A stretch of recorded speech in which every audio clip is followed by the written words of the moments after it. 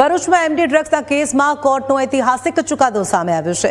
2 આરોપીઓને 15 વર્ષની સખત કેદની સજા ફટકારાઈ છે। કોર્ટે બંને દોષિતોને 2 લાખનો દંડ ફટકાર્યો। સલમાન ઉર્ફે રઘુ પટેલ અને ઇમરાન ખિલજીને સજા થઈ છે।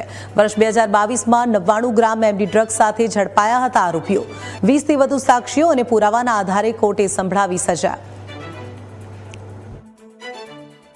દસ્તાવેજી પુરાવા અને શહેરોને જુબાનીઓને ખંડન કરી અમો ફરિયાદી પ્રોસિક્યુશન તરફથી મૌખિક દલીલો કરવામાં આવી હતી અને જે અમારી દલીલ નામદાર પાંચમા એડિશનલ ડિસ્ટ્રિક્ટ જજ સાહેબનાઓ દ્વારા માન્ય કરી તારીખ 15/5/2026ના રોજ આ કામના આરોપી નંબર 1 સલમાન ઉર્ફે રઘુ મુસ્તાક પટેલનાઓને નામદાર કોર્ટ તરફથી 15 વર્ષની સખત કેદની સજા તથા 2 લાખ રૂપિયા દંડનો હુકમ કરવામાં આવેલ છે અને જો દંડની રકમ ના ભરે તો વધુ 1 વર્ષની સજા અંગેનો હુકમ કરવામાં આવેલો છે।